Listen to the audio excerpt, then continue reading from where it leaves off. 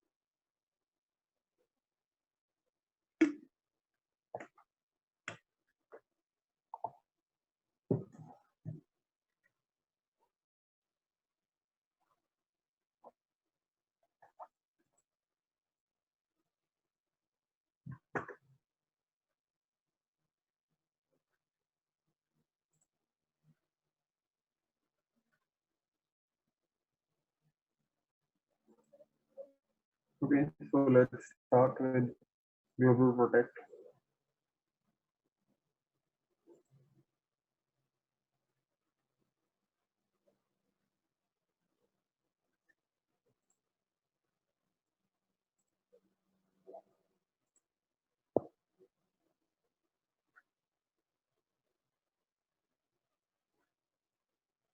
So, as we have discussed a little bit earlier as well, that Global Protect is basically the remote access VPN solution from Palo Alto. Okay, and in this solution, basically, end devices are going to download a VPN client from the firewall, most likely. Okay, and then they enter their user credentials and get connected to the firewall, which acts as a Global Protect gateway. So let's look at a little bit of terminology before we jump into the practicals of it. Okay. So remote access VPN technology, just like you might be familiar with Cisco AnyConnect, one of other popular ways of Cisco having you connected to remote access VPN. A lot of people use it for work from home. Okay. So, see, the basic thing is like in a remote access VPN, like for every person at their home, you cannot have a network device there. Like you cannot ask company to install router or switch or whatever negotiates a VPN with the corporate network. So remote access VPN is where a VPN client is installed on the end machine, and then that connects with uh, the corporate network. Okay, so all the next generation firewall features that we have studied till now, like App ID, URL filtering, once the person is connected with the corporate network, all the things that the person accesses, you can have all those policies, URL filtering, everything involved there as well. Okay, so it also provides you the criteria of App ID, user ID, content ID. Okay, so you will have a better traffic visibility, simplified management, and at the same time, just like you can have user ID information from Active Directory, which we failed to do that day because the Windows server was not working properly. But user ID information can also be gathered from Global Protect clients because they are actually authenticating and verifying it with the firewall. So already firewall is knowing who is logged into the system. Okay. So it delivers the following features, like expands the boundaries of physical network. Like these are the common, some of them are common things for any remote access VPN technology. Like obviously it expands the boundaries of physical network. People can be anywhere and get connected to the corporate network. Now, one thing which is a little bit different here in Global Protect is when you start your VPN client and try to get connected, It will do delay assessment or a round trip time assessment to figure out who is responding the fastest. Okay, and based on that, it can choose the closest gateway. Okay, like think of it as like suppose I'm from the Pune office. Okay, and I go somewhere else, like I go to suppose Australia somewhere, and now when my laptop I try to connect the Global Protect, I'll get a list of firewalls that we call as gateways. Okay,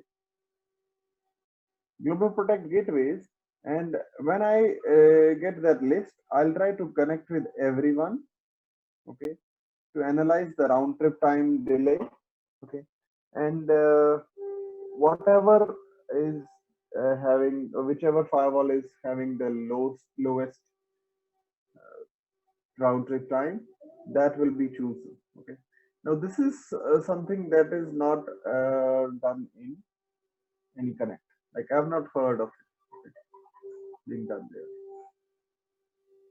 So it's a nice feature to have because like I was giving an example that I belong to Pune office. Okay, if I go to Australia, okay, and suppose I still get connected to the Pune firewall, it might be a little bit more delayed compared to if I get connected to uh, maybe some Sydney firewall or Melbourne firewall, or if we have that office there. Okay. Now, sometimes you might not have offices in a particular location, like maybe you have some worker or some a list of workers, a group of workers, but you don't have a firewall anywhere nearby, then you can also spin off a firewall of AWS just to give them a better connectivity. Okay, so it ensures same application enablement policies are enforced for all users, whether they're working from home or in the corporate network. So next, let's talk about what are the Valuable Protect components. First thing is portal. Okay, a portal is basically the firewall which will be providing all the management functions of Global Protect. Okay, so what happens is when you configure a firewall, I'll show you.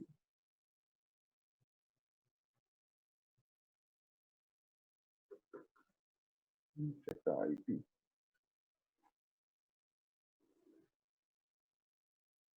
0.23.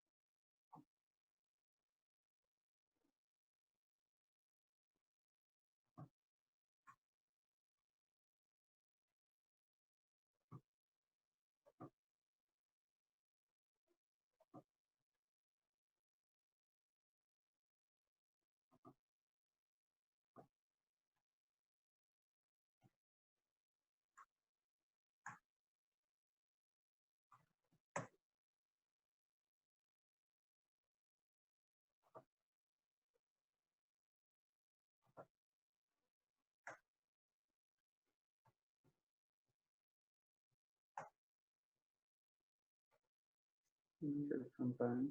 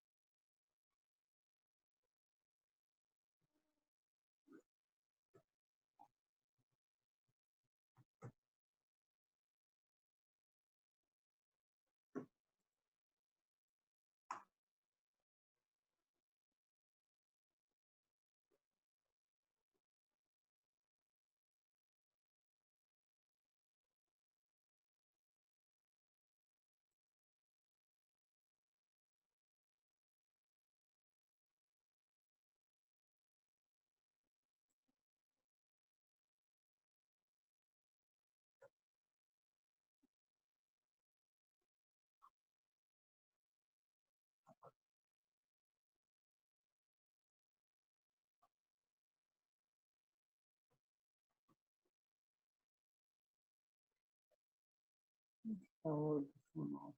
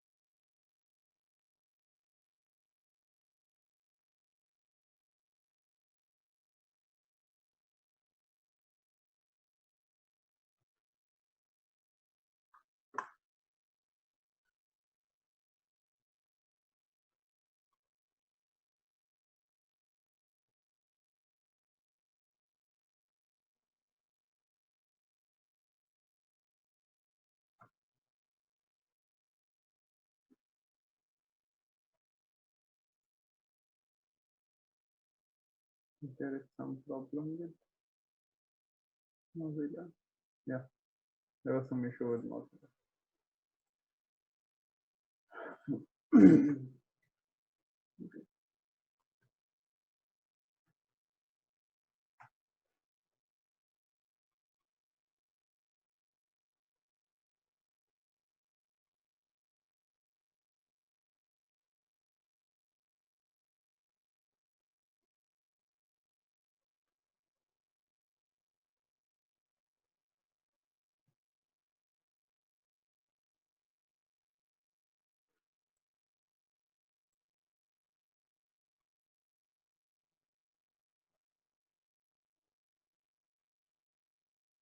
Okay. So what I was trying to show you here is like when you go to the network tab, okay, there you'll find two options in Global Protect, two main options. One is portal, another is gateway. Okay. Now, if you have a multiple firewall environment and you want one firewall to act as portal and some other firewalls to act as gateways, then you can have them at separate firewalls. Okay. Then on the firewall which will be acting just as a portal, basically providing management functions, like suppose when somebody logs into the VPN client, okay, they'll be authenticated, verified by the portal. Okay. But when they actually connect to some of the gateways. Now it's not necessary to separate this functionality, but in a high volume environment, you might want to keep it separate. Okay. And then comes this, like you can have them co-located also on the same firewall. Like in our case, I won't spin off another firewall or power on another firewall to just have gateway and portal separately. So what I'll do is I'll use a portal and gateway on the same firewall, but you can have portal configuration on one of the firewalls, okay, and gateway configuration on the other firewall. Okay. Now, whenever VPN client connects, it receives configuration information from portal. What you mean by configuration information is a list of firewalls it receives from the portal. Okay. Then, or you can say a list of gateways. Okay. Then it takes up one of those Global Protect gateways and connects to them. Okay. So gateways are the actual firewalls connecting to which the VPN is connected. Okay. But all the authentication, or if somebody wants to download the VPN client, that is provided by portal. Okay. Now there are two types of gateways. We can have external gateways and we can have internal gateways. Okay.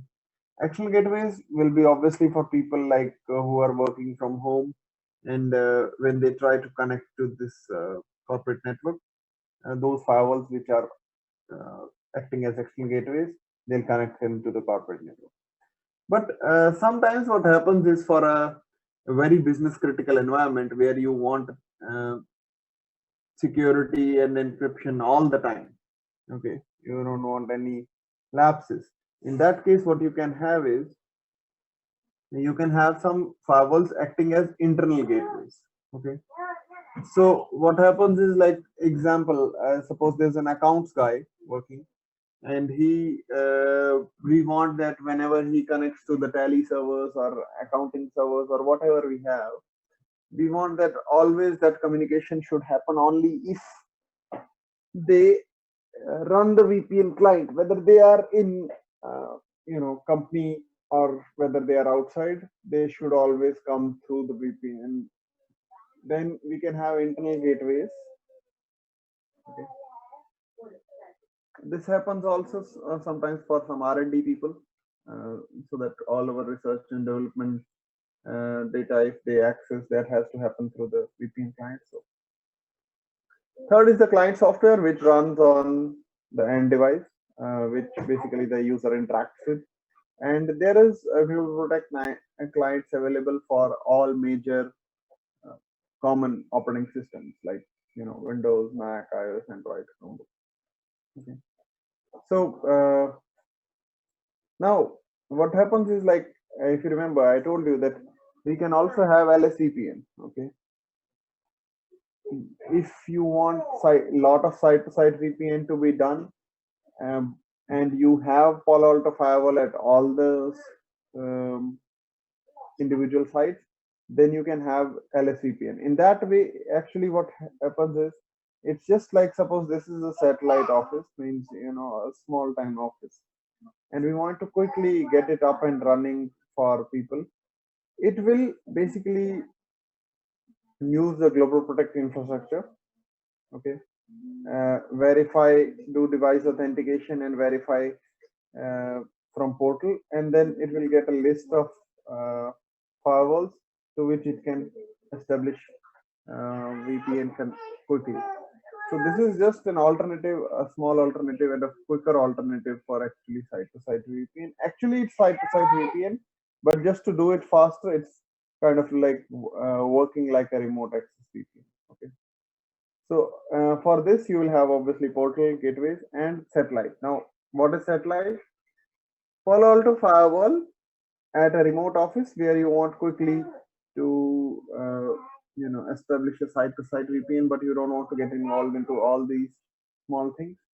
So basically, this Palo Alto firewall can be utilized for that. Okay, configuration on site satellite firewall is very minimal. Okay, like you can do it with very few clicks and get it up and running. Okay. Now, agents are available for all these operating systems. For Windows, there is a MSI file. For Mac, there's a PKG file. And for mobile platforms, you can have them at their respective uh, Play Store, Apple, iOS App Store. Okay. For Linux also, see, Linux doesn't uh, give you the option of having Active Directory and all that, right? So if you want to extend user ID functionality for your Linux user, okay, then you can do it via Global Protect. Okay, easiest way is via Global Protect. Okay, so each time they connect to the uh, VPN, they will be identified. Okay. Now for Linux, there is Debian packages, RPM packages, or tar packages, depending upon what you are using, whether you're using Red Hat, Ubuntu, or some other flavor of Linux. They'll have at least some package which will be for you. Okay. So uh, the Linux app also provides some CLI and some functions of SSL. Okay, and you can have it for CentOS, Red Hat, Ubuntu, whatever you have. Okay, these are the operating systems that are supported. So pretty much you can say they are taking it from well, a little bit of older Ubuntu OSs as well, because like currently I think it's around 18, and even if somebody has been using Ubuntu from some old time, it must be at least 16. So okay, so now the connection sequence. How does the Global Protect work? Now there will be a portal, and there will be a client. The client will basically authenticate with the portal. Okay, and once it has authenticated, portal will deliver it information about various firewalls. Okay, so what happens is then, like I told you, Global Protect client tries to communicate with everybody and tries to determine the round trip delay for all of them. And once it has determined for all of them, it will establish a VPN with one which is closest, because it will be fastest to respond. Okay.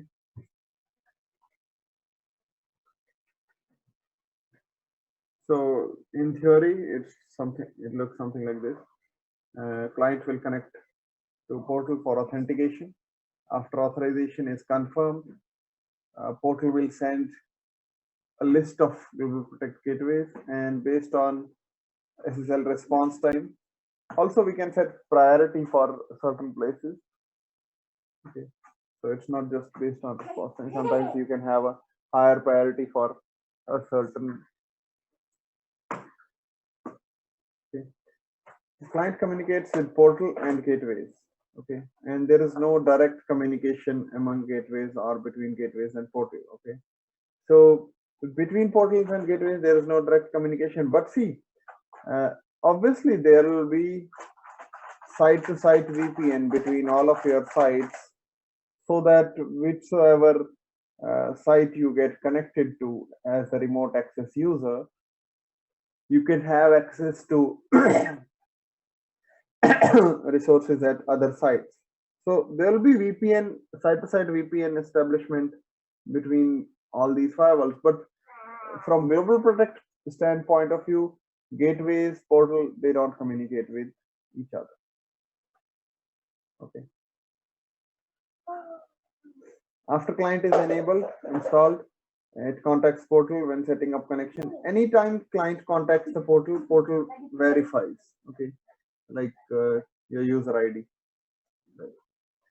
Also, like I was giving an example that you can have a simple topology in which, if you notice, the gateway and portal functionality is co-located on the same firewall. Okay. And you can have an advanced topology in which there's one dedicated firewall acting as a portal and others acting as gateway. Okay.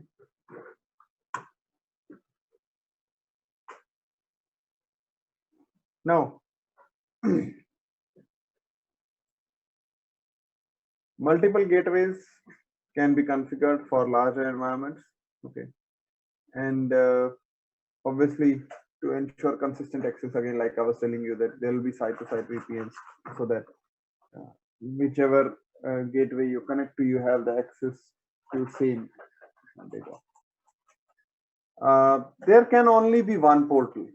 Okay, you cannot have multiple portals, but it's not a single point of failure. Sometimes people feel like, okay, if we can only have one portal, what if it goes down? See, first thing, if it goes down, people here, the ones who are using VPN client, they'll have a list of what do you call, a list of uh, devices, okay, or list of gateways cached into them, okay. So it's not like they have to pull this information even when portal is down. So if they have this cached information, they can use it to connect to the gateways even when portal is down, okay. At the same time, what is the limitation when portal is down? The limitation is that you cannot go ahead and install fresh VPN clients and uh, have them up and running at new devices, okay. Like you cannot have new group of the client applications on these individual PCs if portal is down, okay. To solve that, what you can do is you can promote one of those gateways to work as a portal, okay. So that can be done via configuration, okay. Like the only limitation is you cannot install a new client if portal is down, okay. Now you can also do this quickly by doing a change in the DNS records. Like maybe if somebody was trying to access whatever vpn.imedita.com, you supposed to have this, and that was getting resolved to this IP. If you quickly change the DNS record to have this gateway's IP, it will become the portal. So that also can be done, okay, to quickly manipulate, because that generally takes like 30 seconds to remove the cache and update in DNS so that everybody goes on to the new IP. Okay. Like I was telling you, AWS can be used to provide firewall access, basically VPN access, quick VPN access where you don't have your infrastructure or where you don't have your office. Okay. Prisma I'll come to later. Okay. This slide is should not be here. Actually, it should be somewhere down. Yeah. Okay.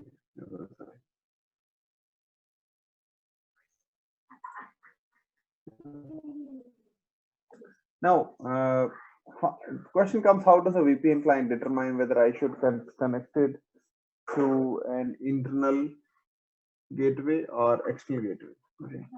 So what happens is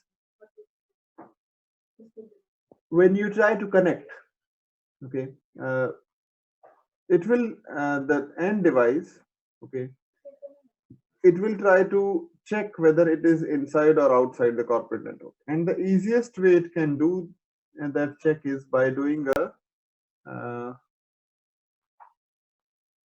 name to IP, IP to name lookup quickly. Okay. So what happens is if it tries to do a name to IP lookup and finds an IP address of a server with internal name server, okay, like I'll give an example. Like suppose I'm in the company, okay, and if I try to resolve some name, okay, if I am present at the company environment, what is going to happen? I will resolve my DNS queries from a private IP, right? Whereas when I'm outside, okay, if I try to resolve that host name IP thing, I will get resolved. Why is it still here?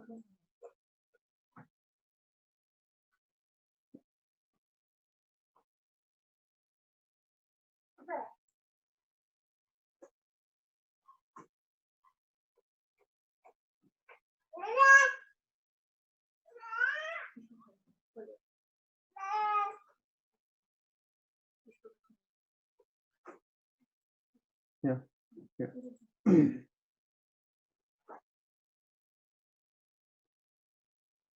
So what I was telling you is like when it resolves, okay, if it finds an internal name server, okay, if it finds a private IP for DNS, it figures out uh, that it is basically the internal server that it has to connect to. Like think of it as like this, okay? It will be more clear if it is not after this.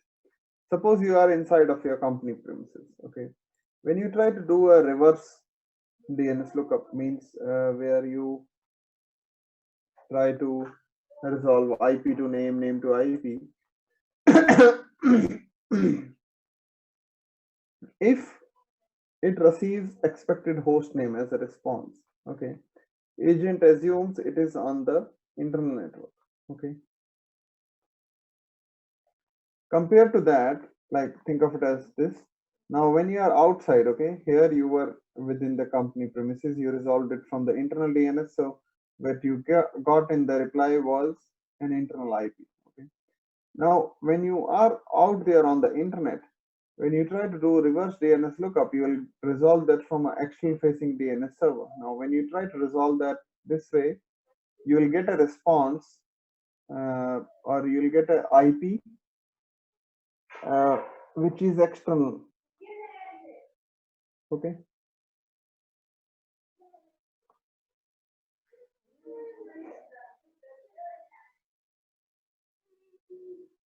Now we also can have clientless VPN in which we can have applications which are web based without having VPN client. We can give them access using a SSL based web browser, okay. So all the VPN, all the web applications that use HTML, HTML5 or JavaScript, these kind of things, you can give access to them using clientless VPN. Okay. Now the main benefit of it is, for this thing you don't have to install anything, so uh, you can run it anywhere. Okay.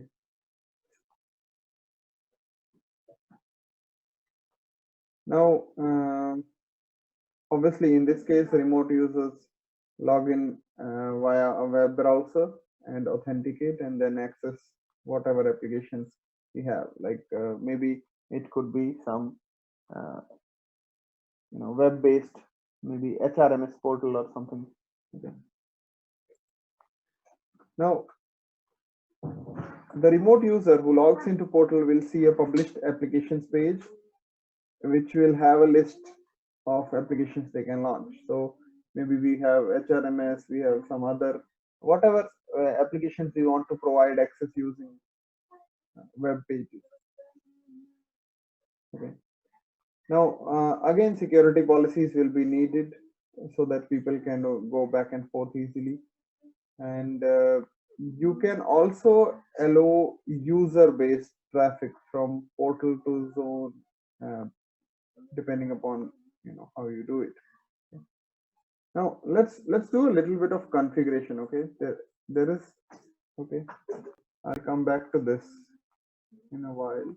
Okay, and what I want to show you is, before I go there,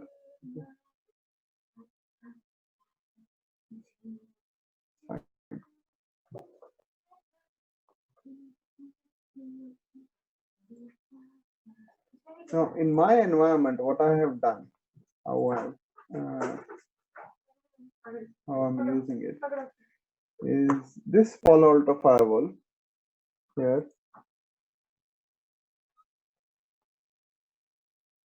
This is the management interface.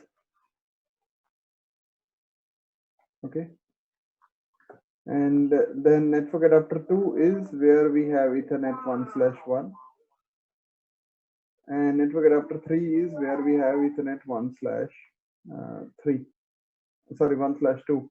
Okay, and if you look at the configuration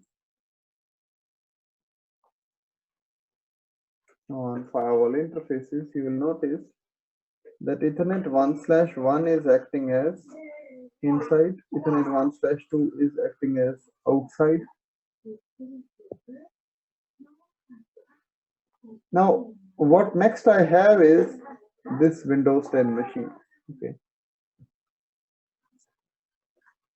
Let me check. And if you see, it is on the outside bridged network, my physical network. Okay. So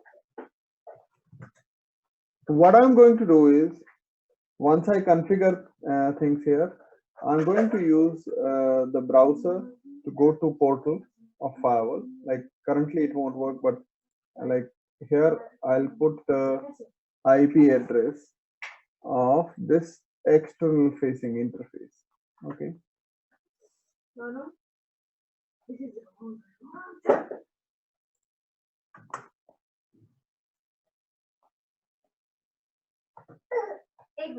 So here I'll put 192.168.0.200. Now currently it won't respond with anything, but once I have Portal configured, the external facing interface, I'll utilize that for Global Protect.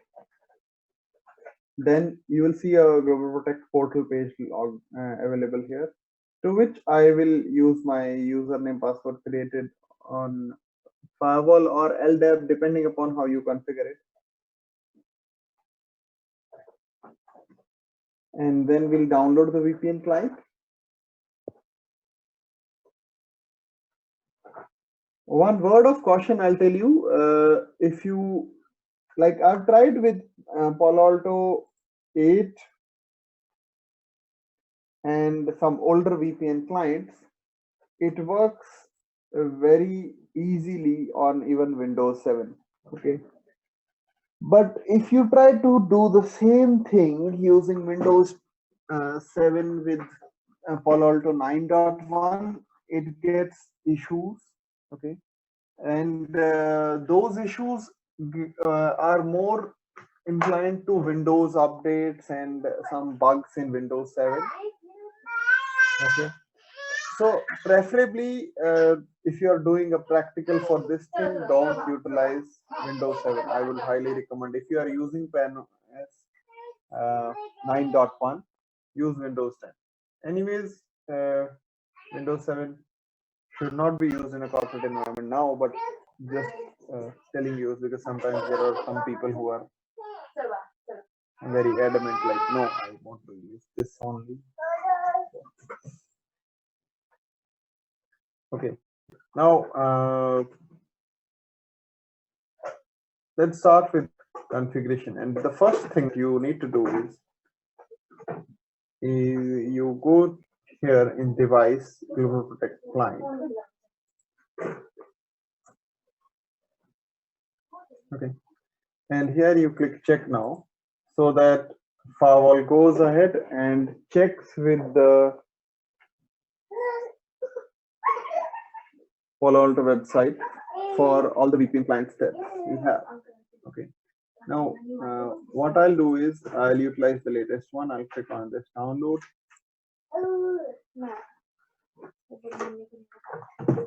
So right now my firewall will download the VPN client and keep it locally available in the firewall. So whenever you try to open the portal, authenticate and try to download the VPN client,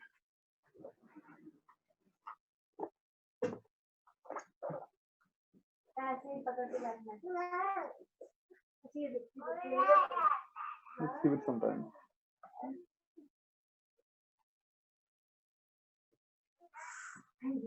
So there's one more small step that we need to do right here.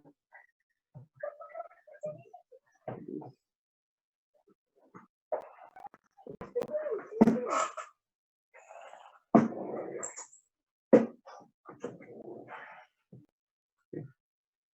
So once it is downloaded, you click on this activate icon. Okay. If you have downloaded multiple and you want to delete some older version which you don't want to use now, to save on hard drive space on, you can click here. Okay. So I'll click activate here.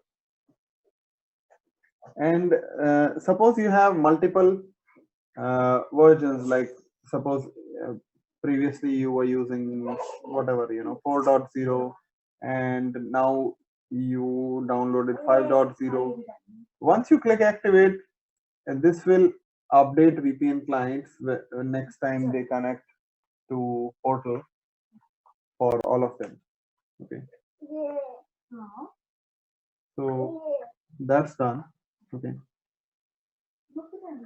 now next what we need to do is, give me a second. Okay.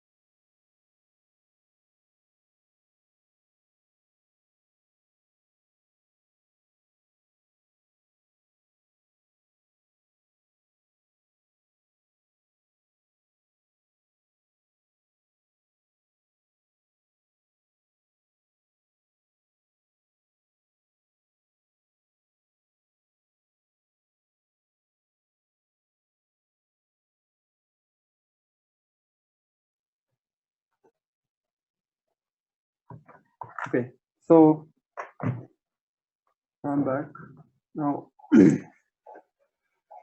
Next thing what you do here is, once you have this, okay, and I'll also show you before I go further into global protect configuration.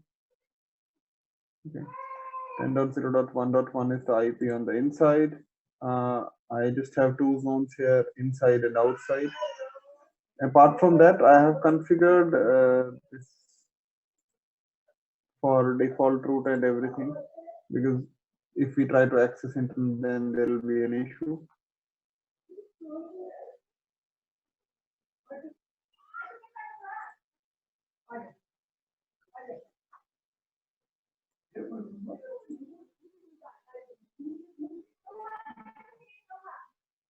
Okay, so security policy wise, I have not configured much. We'll modify accordingly once we have. Now,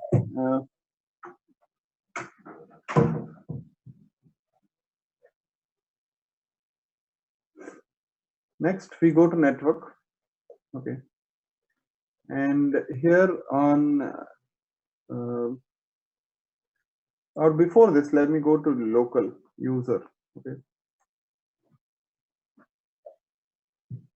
I'll click add here. I'm creating a local username password for authentication, which you might not do in a corporate network. But in that case, you will have it integrated with LDAP, so it will be utilized in a similar way. Okay, I'll give you an example. Like suppose, let's say, let's create a user. Let's give it some name. Okay. Password Cisco, whatever. Okay, fine. Okay.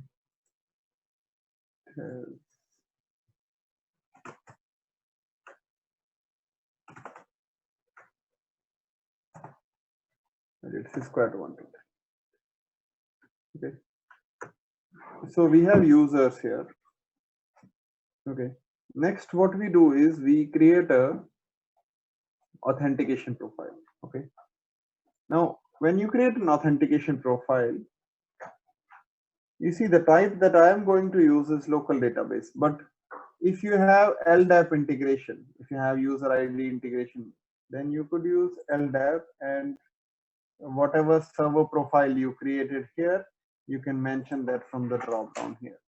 Got the point? So that will be the only thing that is changing, and wherever I'll use this authentication profile, you are going to use that LDAP profile. Okay. Now since we are not using LDAP here, I'll just plain select local database. Okay. In the advanced tabs, I'll click all. Okay. You can also have selective users if you want selective users for VPN. I'll say all, although we just have one. Okay. Let's give it a name, auth profile. Okay. Fine. So we have the authentication profile ready now. Next, let's go to interface. Okay. And the tunnel interface here. And I'll click add. And I'll say interface tunnel 1. Let's give it a virtual router default. Let's give it a VPN zone. We can create a new zone. I'll name it GPVPN. Okay.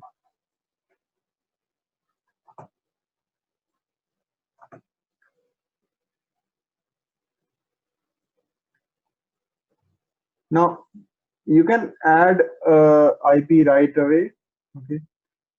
This will be the IP address that will acting as the gateway for VPN devices. Okay. So suppose let's say 172.16.0.1. Okay. /24. Okay. And also let's give management profile. Okay. Now this pool, I'll tell you where I'll use, because if you see, we'll see it in portal configuration. Right? Sorry, in the gateway configuration. Okay. So once we have tunnel configuration done, let's go to device certificate. Okay. Now this certificate, you can have a public certificate properly bought, trusted by everybody, or you can have a self-signed certificate. Obviously, for a corporate environment, a self-signed won't be recommended, but in our case, we can use it to work it out. So certificate name, I'll say whatever.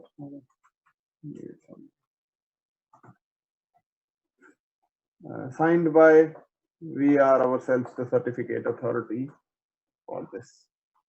Okay. And I'll click.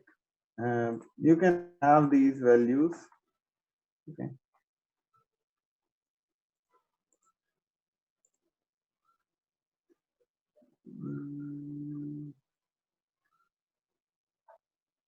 You can give, this is not mandatory to give. Okay, host name, you can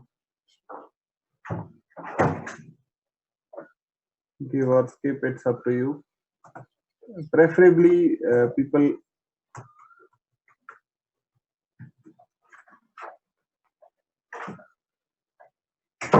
give the IP. Okay. You can also have other things if you want to define. Okay, I'll not do that. I'll click generate. Okay.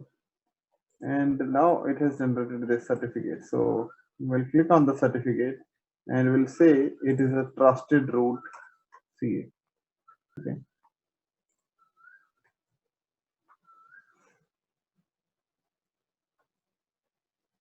Fine.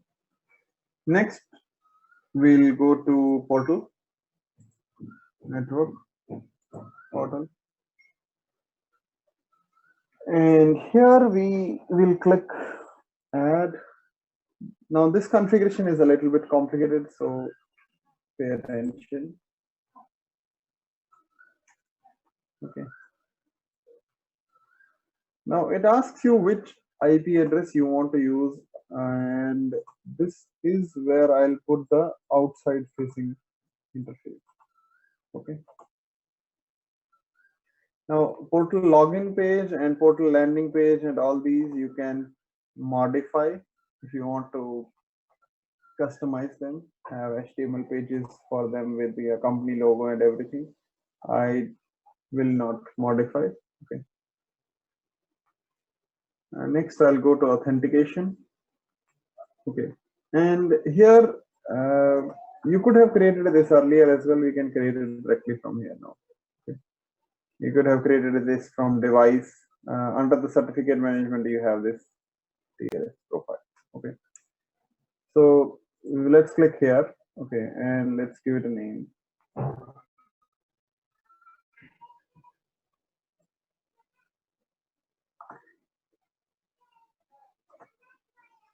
The certificate that we created.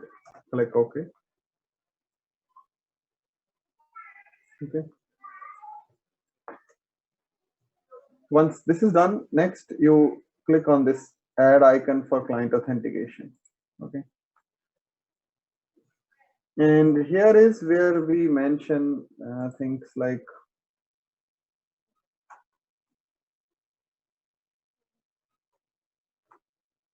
which operating systems are allowed. Okay. And the authentication profile that we created earlier for local database will use here. Okay. This decides when people try to authenticate where portal takes and verifies their username password from. Okay. So for the, Sudhanshu, for those all users have to provide this username password if we configure here. Yeah.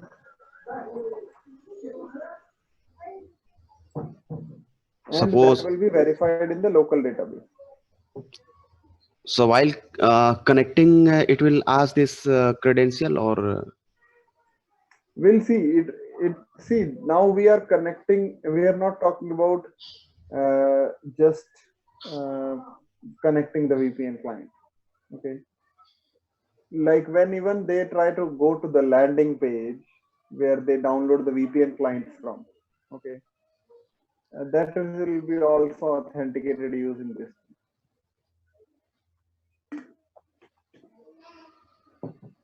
What I mean is, like, suppose I go to this Windows 10 machine.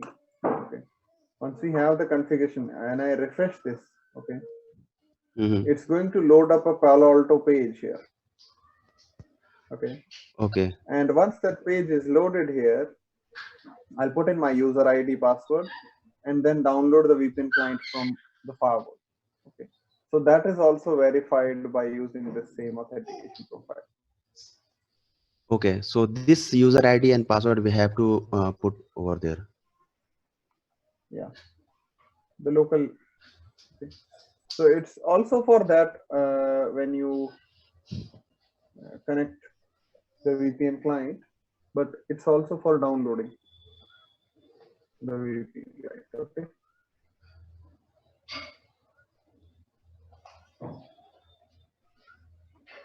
Fine.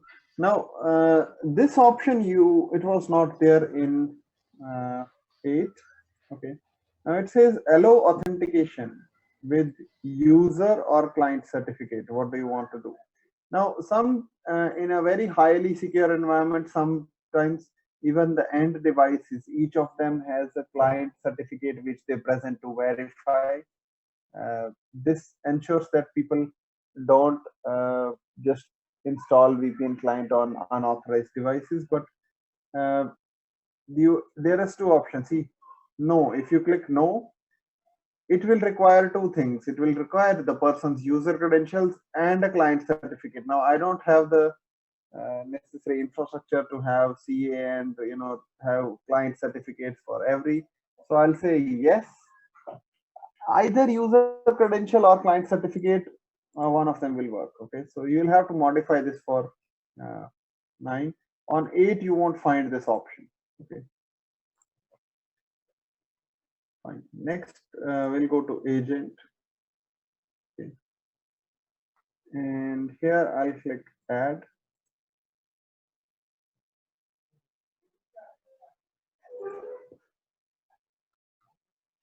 Okay, let's give it a name. And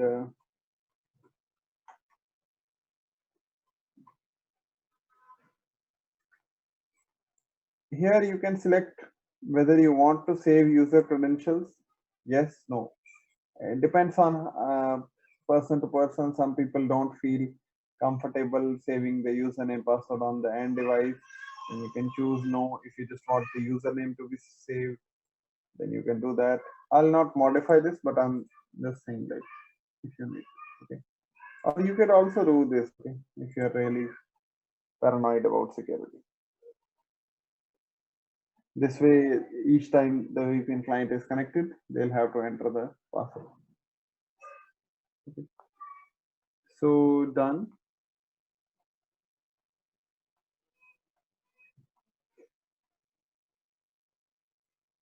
Next here we go to this user/user group, and here is where you can define which operating systems are allowed, which user is allowed. Now I'm not modifying any of these, but you can be more granular and more specific. Okay. Now this is where you define the internal IP internal gateway. Okay, like which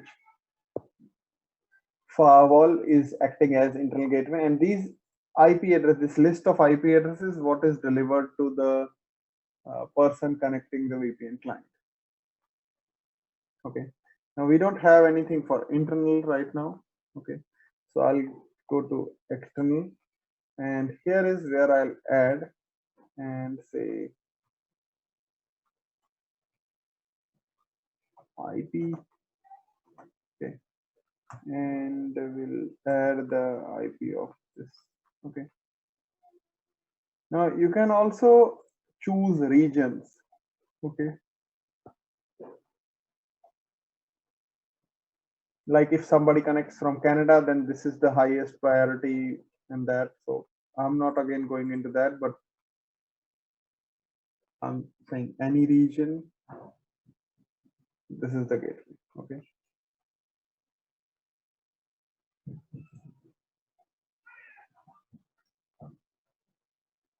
You can have some app related modifications here. Most of them are self-explanatory. If you have any doubts, you can click on this help icon to know more about it. I'll explain some common ones like connect method. Okay. How do you want it to work? Like, do you want it always on as soon as the user logs in? Okay. On demand, in which user initiates it. Okay. Let's choose that. Okay. So that I have to do something manually. And you can also define like are the users allowed to disable this app, are the users allowed to uninstall this app. If you don't want to allow, you can modify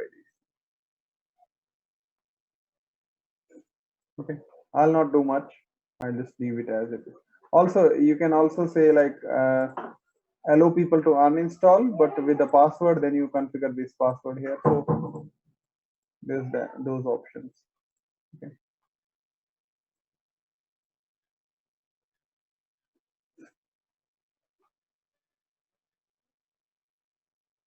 So I think that's pretty much it what we want to do for the portal configuration. Okay. So I'll just quickly refresh you. We went to general. We mentioned these three things here. Then we went to authentication. We created a SSL profile. Here we went to client authentication and pointed the authentication profile here. Then we went to agent. We added the gateway here. Okay. And we gave Exchange Gateway IP address. Okay. Fine. So once all that configuration is done, I'll click OK. And next, let's go to gateways. Now, if you have it on a separate firewall, you could directly go on the separate firewall for gateways. Okay. Now I'll click again add here.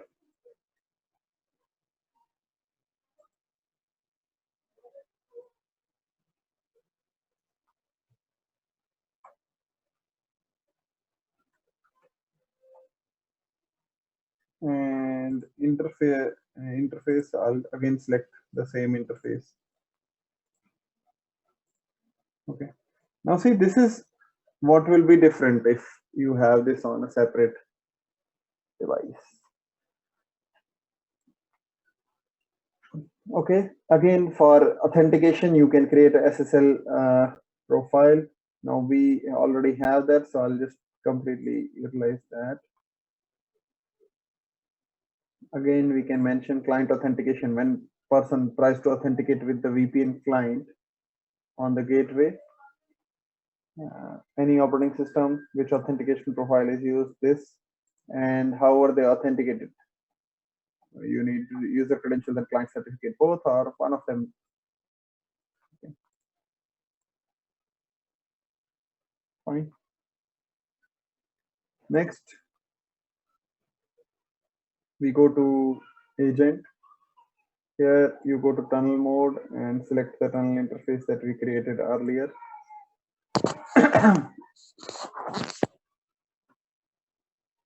Now you can enable or disable IPsec. Now I'll not do that because we'll have to define a lot of other things. So let's keep it that.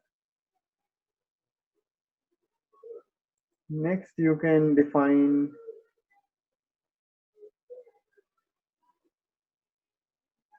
client settings. Okay, so I'll click add here. And in the client settings, you basically define things like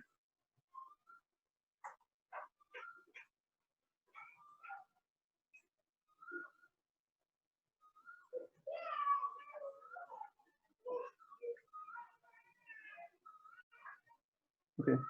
Here you can define like which people, which source user, which operating system, which IP addresses are allowed if you want to be selective. Okay. Now in my case, I'm just keeping it any because okay, we are on a private network trying to do public things. So next here is where we define, wait a second. Okay. Wait, let's come back to this. Let's first configure a client IP pool. Okay, then I'll come back to this. See, if you click add here, okay, let me show you. There is two ways to do the same thing. Okay. Now, one is where you define the IP pool here. This is the subnet pool IP address, from which IP addresses are allocated to these devices. Okay, like who connect to the VPN client. Okay, one is you do it this way. Okay, another is you can define a client IP pool. This comes in handy. Okay, if you want to define different pools for different operating system or different source users, then this makes more sense to do. Okay, if you want to define a common pool for all the people, then you can directly go here and add this.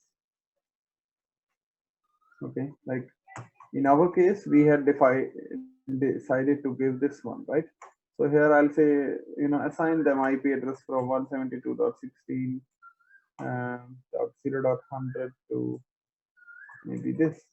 Okay, so if you define it here, now see, if I go back and click add here, now the IP pool option is disabled here because you have defined a common IP pool for everybody. Now you cannot define individual IP addresses. So you can define individual pools here or a common pool depending upon how you require. Okay.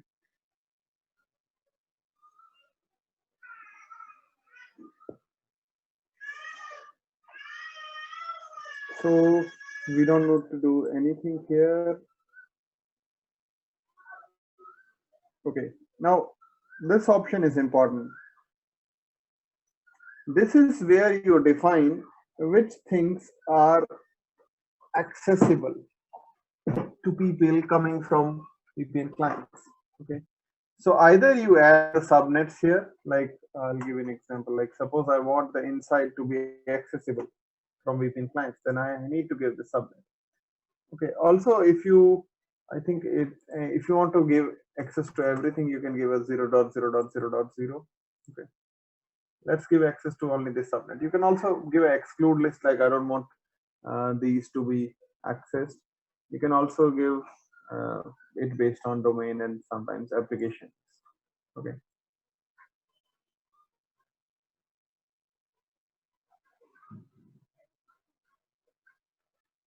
So I'll click OK. And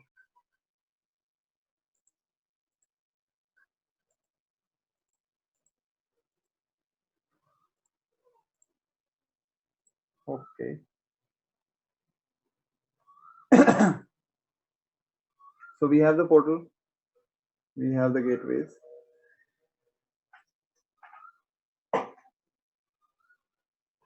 Okay. Now, next thing we need to do is we need to configure some security policy rules to allow the person coming from VPN zone to access inside. Okay. So let's modify this rule. Okay.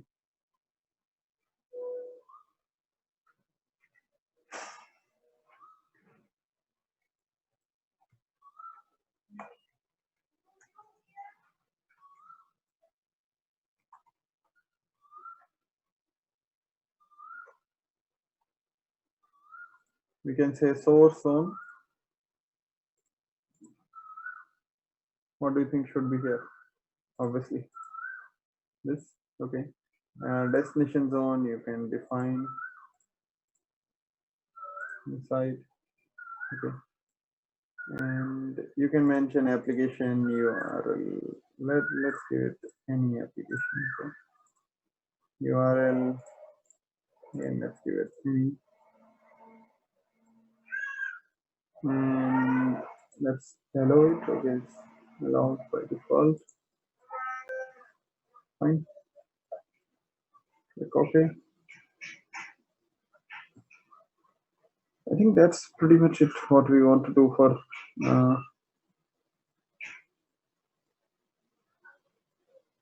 VPN. Okay.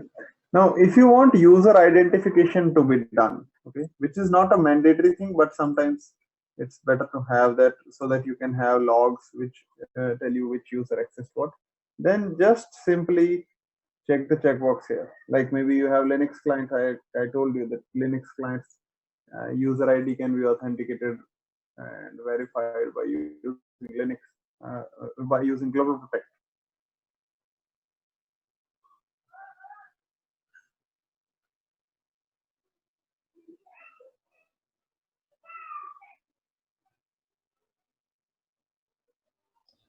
Now, what I'll need to do is I'll need to make sure that this certificate is trusted by my Windows 10. So I'll export it. Okay. And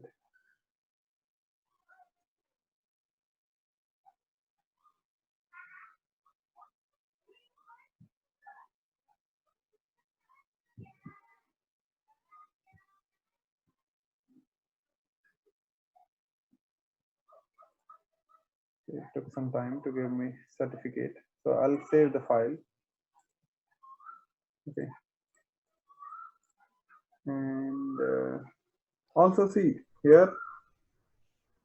Hello, Sudhanshu. Yeah. Can you hear me? Yeah. Sorry, actually my net was disconnected. Can you explain once again? Can we link the security policy with the global protect? Yeah, we just did here. Okay. Yeah, I forgot to enable this rule. It was disabled. So here we mentioned that anybody coming from VPN zone is allowed to go to inside. Okay, so you can mention all these things.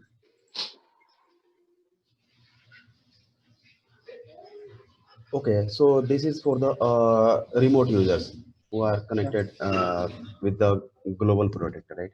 Yeah. And what about the local users, which are this policy will not apply on those users, right? No. See, they'll be generating their traffic from inside zone, not VPN zone.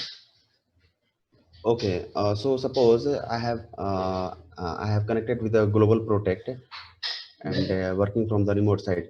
So and the I have mm, connected with that I can say the I have logged in with that users, AD users, Mm-hmm. and connected with remotely. So the my first policy I have created two policies. One is for the local and other is for the remote. So which one Mm-hmm. apply for me? See, when you are generating traffic from outside, okay, suppose you are at your home, Hmm. first thing you have to do is you have to get connected to the corporate network, then only you will be considered into global protect, right? Yes, yes. Okay, so once you have VPN connected, okay, once you have suppose downloaded the VPN client and connected to through VPN to your corporate network, then you will be considered in global protect VPN zone. Okay, you will not be considered in inside zone. You will be considered in inside zone if you are within company premises and not using the VPN client.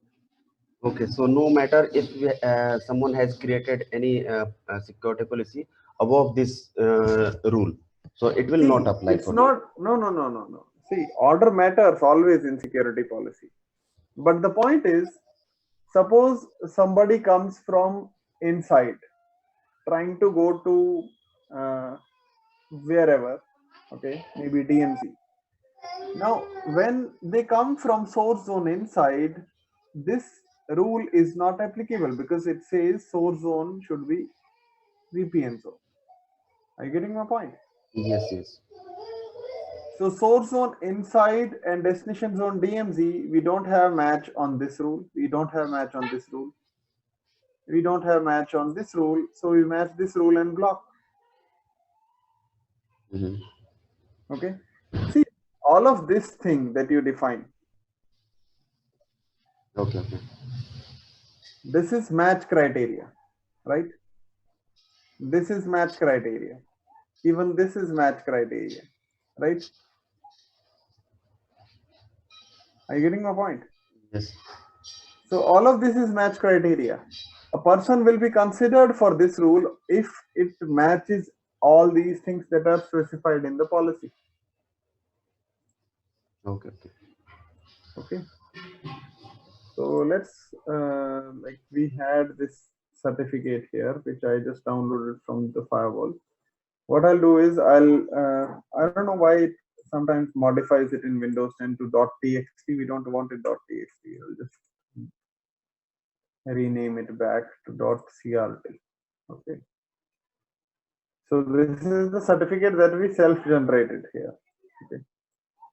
If you have a proper signed certificate from some CA, then you don't need to worry about it. So I'll say I'll take it to the Windows 10 machine,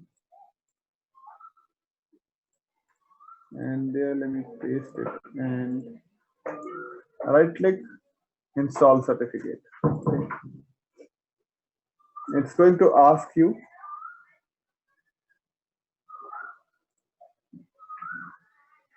where you want to place it. Place the certificates in following store. I'll say trusted root certificate authorities. Okay, next, finish. Okay, it will give you a warning. Are you sure you want to install this certificate? You say okay, no problem. Okay, so now see, uh, because in my environment I don't have time properly synchronized, it's going to give me an issue. Okay, like this certificate is valid from 11th June this time, right? And even my Windows 10 is having 11th June, but the time is not synchronized properly on the firewall. Okay, so although this certificate is valid from 11th June, because the time frame is not set properly, I'll show you that when I try to connect, it's going to give me a certificate warning error. Okay, but before we do that, let's go and download VPN client. Okay, so you see earlier it was not showing up anything, now it's showing this on the actual facing interface. Okay, you could also do it by resolving it from DNS server. That will be easier. So username will do whatever what which we have created, right? And we had given Cisco at 123 as the password. So see, once you have this here, you need to download the VPN client. I'll click download, save file. Let us download the VPN client.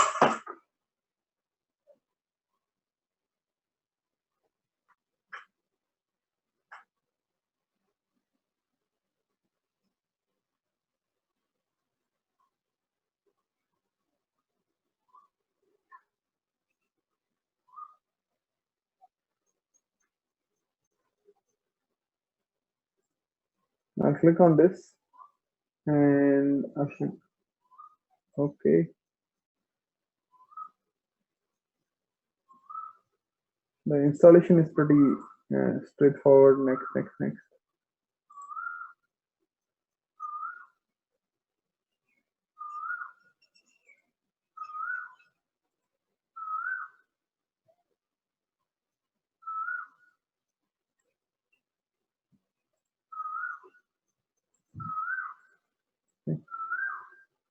And let's run this VPN client. Okay, now it's saying enter your portal address. Okay, again you could give a DNS which resolves, like I'll just directly give the actual facing interface address which we used for portal. Okay, connect. It's saying that this certificate is not within its validity period. This is what I was saying. Okay, if you look at this certificate, it's valid from 11th June 2022 in June 2021, but if I click continue, it's still going to give me an error. Let me show you.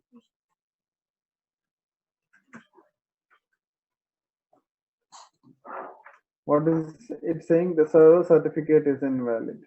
Why? Actually, the time of Windows and Palo Alto, it's not synchronized properly to the firewall.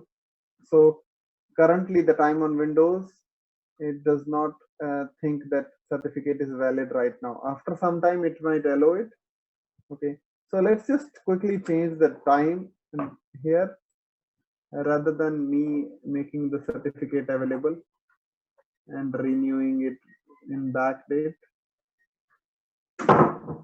So I'll just modify the date and time manually. Okay.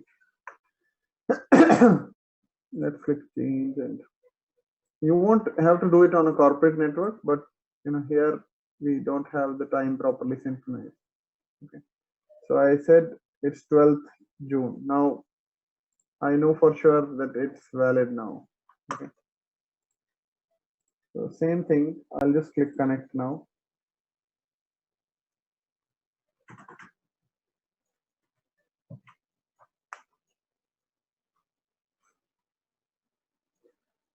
And it's connected. Okay. Now, if I had generated my certificate yesterday or some days ago, it would not have mattered here. Okay, fine. So now see, if I try to ping,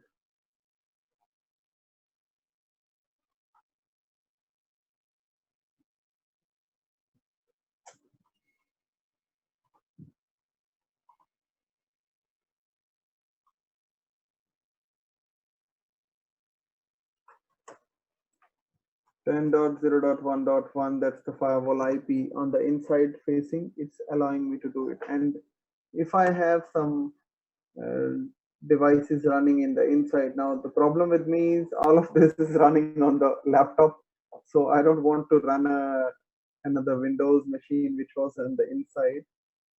But if I run that Windows 7 image which was in inside, it's going to work. Okay.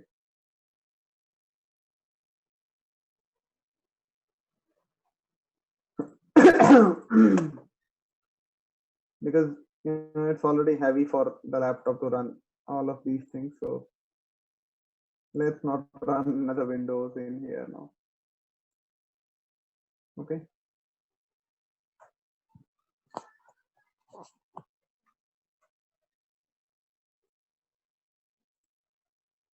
Now let's quickly look at these things. See, uh, like I was telling you the example. Okay, it's the same example. That if you have some finance users or engineering users, but you want that, okay, the CRM or whatever they need to access, they should only be allowed to access if they are using VPN client. That's for how you use it, for why we need an internal gateway. Okay, so once you verify from the portal, okay, and they'll try to connect to the internal firewall acting as VPN gateway, okay, and then they'll have access to whatever resource they are supposed to get access. Okay, so internal gateways are useful in sensitive environments where authenticated access to critical resources is required.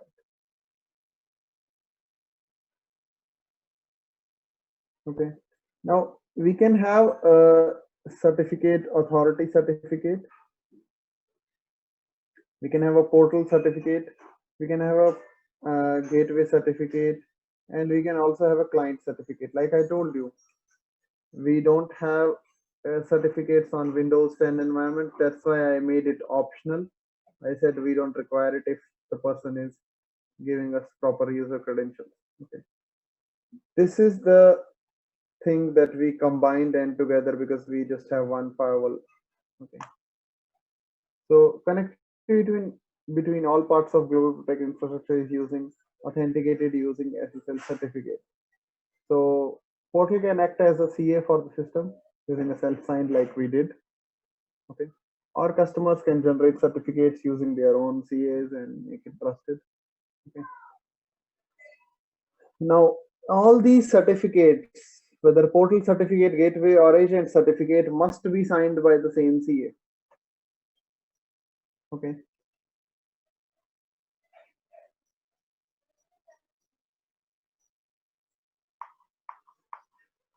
now again, portal and gateway don't communicate with each other directly, so you must take the gateway certificate and import it into the firewall manually. Okay, you export it from there and import it onto the uh, portal. Like I told you, you use the app, you access portal, and download the VPN client if you don't have, or run the VPN client. And when it runs, you do the discovery whether you want to connect to internal gateway or external gateway, and based on that, it's appropriately choose.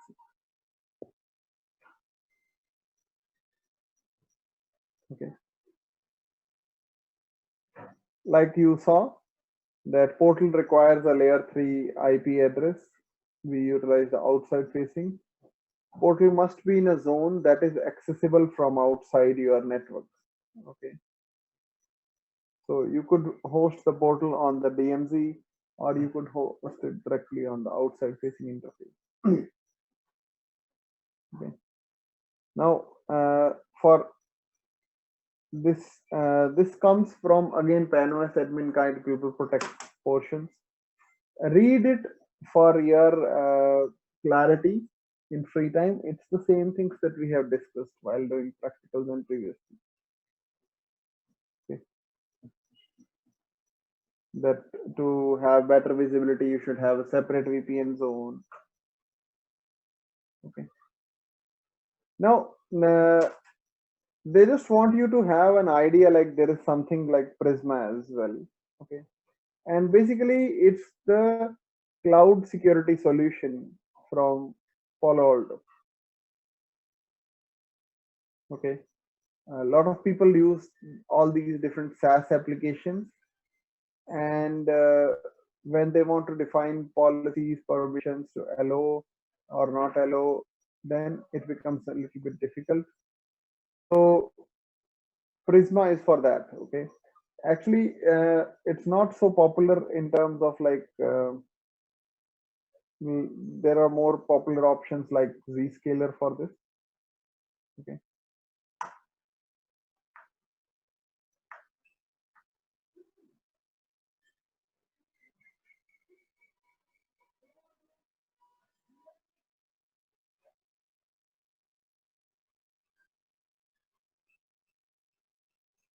So that's the end of Global Protect. So we need to purchase this Prisma license Yeah, or subscription separate. separately. That's how they earn money, by selling everything separately. I tell people like earlier, what used to happen was you bought a firewall, it was yours for 5 years, 10 years, what's the number of years you want to use it. Okay. But now it's like, okay, you paid us for the firewall. Now you have to pay us every year for the time that you use the firewall. So these dynamic updates are actually making it making more business for the company.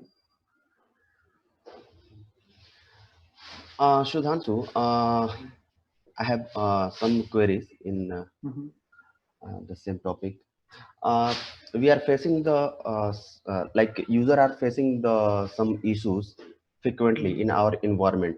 Like first one is suppose I am also facing the same issue when I connect my laptop through my mobile. Okay, I am Mhm. using Geo Mhm.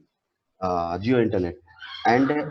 after connectivity, I will get the IP address 192.168.15.116 example, and Mhm. subnet Mhm. is for 24.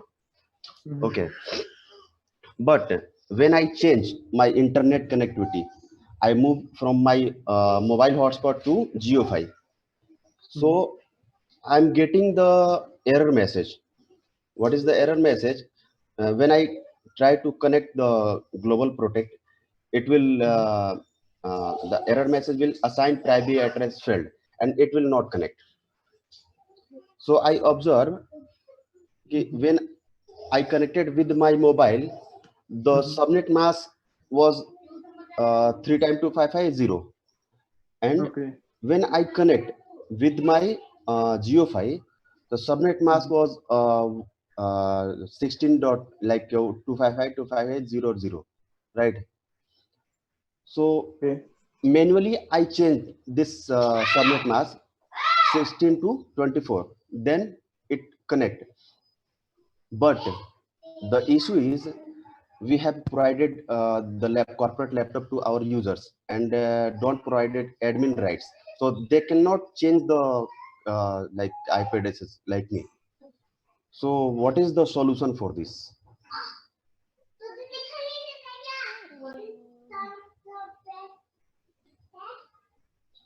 Like this is the IP that you get. Okay. Hmm. And also I See. try to upgrade. Actually we are using the 5.0.0 Mhm. global protect. I try to upgrade 5.0.4 or some other version also I tried, but Mhm. still the, I did not get any solution.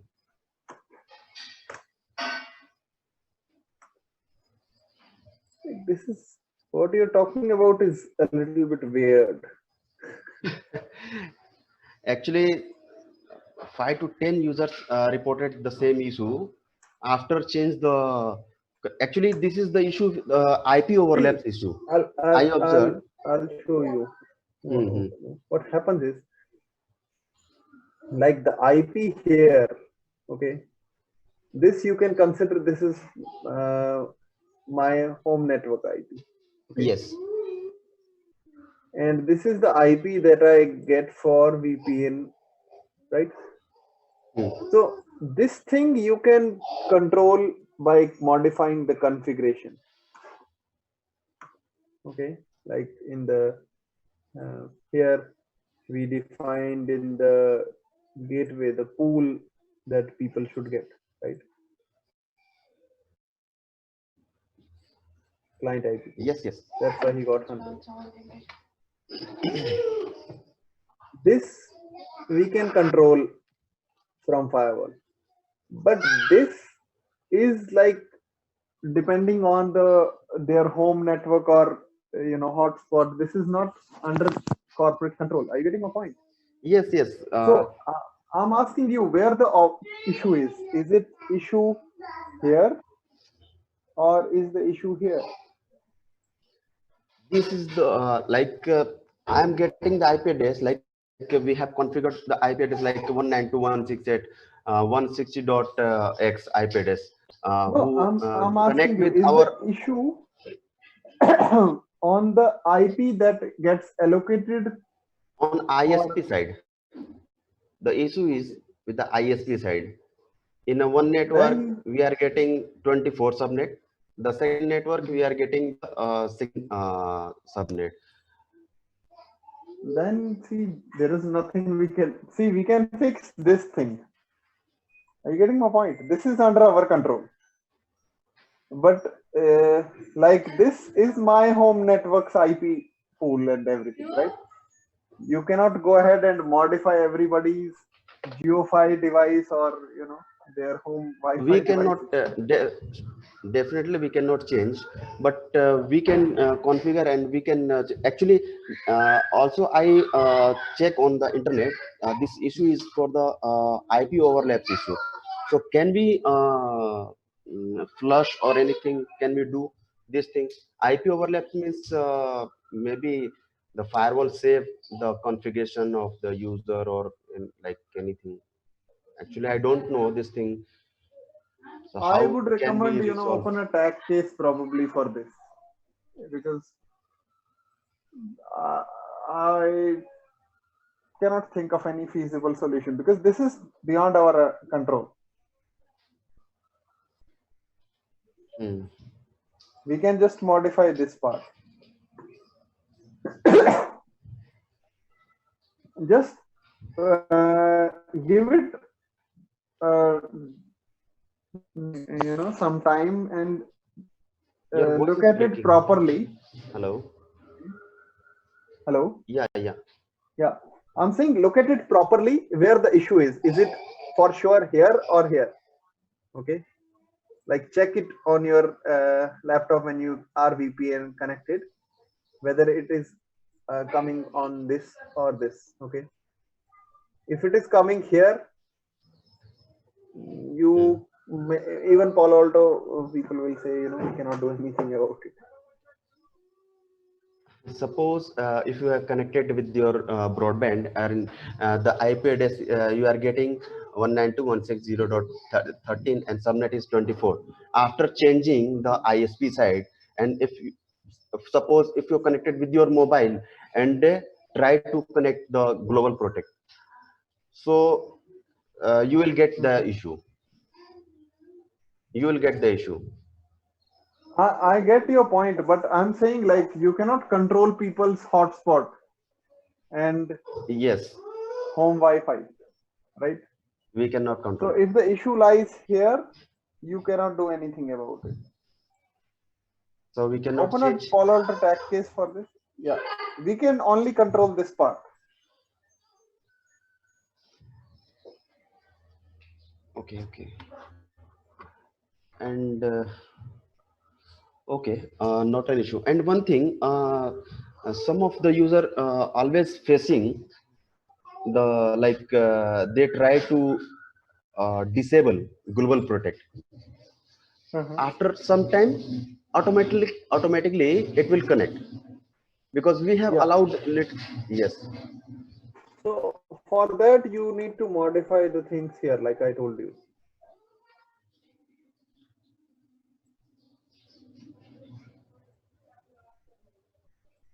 These things. Apps. Like, see, what I have connect method is on demand. Without manual user initiation, the connection will not be initiated. You might have, something like this here, always on. No. See, we have already configured both. We have two profiles, connected method, two types. For the corporate laptop users, we have configured the user login, always on, right? And So for if the you have person, this always on, see, if you have this, then yes, it will automatically connect when the user logs in. yes, and we have Even if you try to disconnect, it will take you back. You see, I'll let me open help. mhm.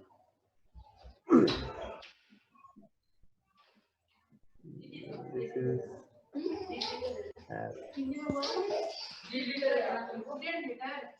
okay. 2 litre है, 2 litre है.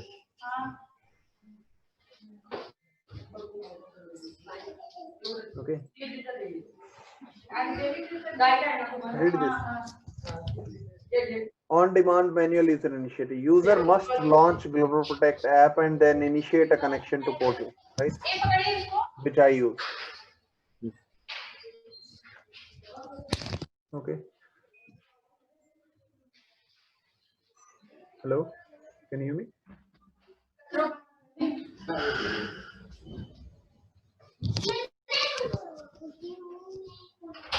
Mhm.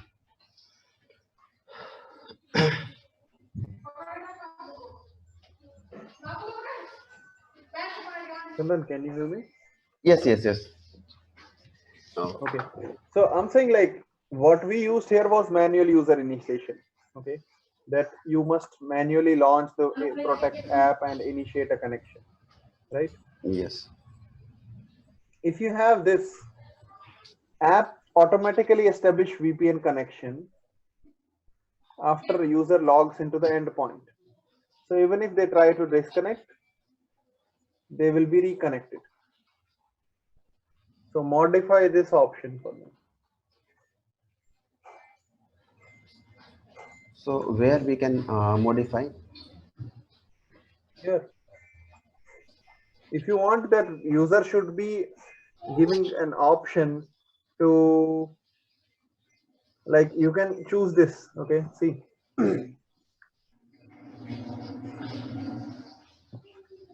Users must launch Global Protect app and then initiate connection manually. Mobile devices do not support pre-logon functionality. Okay, you can keep pre-logon on demand, or you can do this as well. So choose one of these, whatever suits you, and the issue should be resolved. Okay, actually we have configured two methods. For the corporate laptop, we have configured the user logon, and for the personal laptop, some of the users are working from the personal laptop, and we have allowed only for the RDP. They can access the RDP, like desktop system, office desktop system, and they can work from the home. Okay. So we did we have options. You can see the maximum time users can disable. So actually, uh, I configured this thing, the 100. I put 100, and disable timeout minutes. I did 60. So it is working, but I'm not sure this is the solution or not. Can you open the Palo Alto page? Yeah. See the right side. You can see, yes, max time user. Mhm. Next time user can disable or disable timeout minutes. So can we configure this thing? Uh, this is the correct solution or not? Just I'm asking. What are you like? What is your use case? Like, what you are trying to accomplish? Like, the user should not be able to disable for. If Uh, if mhm. suppose if user is trying to disable, so the corporate user trying to disable this thing, so user should be the like global protect should be disabled. So Okay. that is the requirement. Mhm. So for this thing, I did configure disable timeout. I configure disable timeout, and user can disable. I configure this thing. So this is correct. See, this timeout and these things are not. If this is if you want to put a restriction, like suppose the user should not be able to disable for this much time max. It should after this much time it should reconnect, or if you want number of times that max to max, maybe you can disconnect or disable it one time or two times. It's related to that. It's not related to what you are trying to do. So this Okay. is completely different, right? Yeah. Like, see, if I say this, okay, allow users to disable your protect app, what does that mean? That means that when they download the VPN client, okay, when they download the VPN client, if they have to disable, they'll have to enter the passcode which Mhm, we have here. mhm. Okay.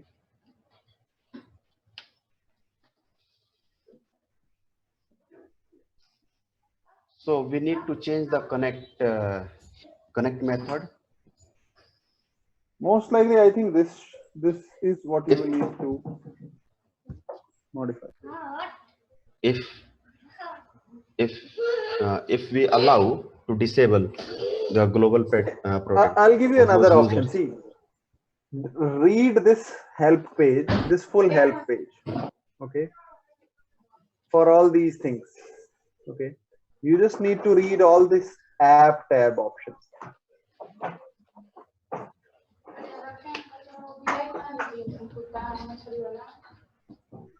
Okay, read this complete app tab.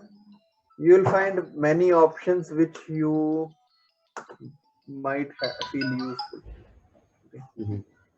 but your solution is within this tab. Okay, whatever you want to customize for this.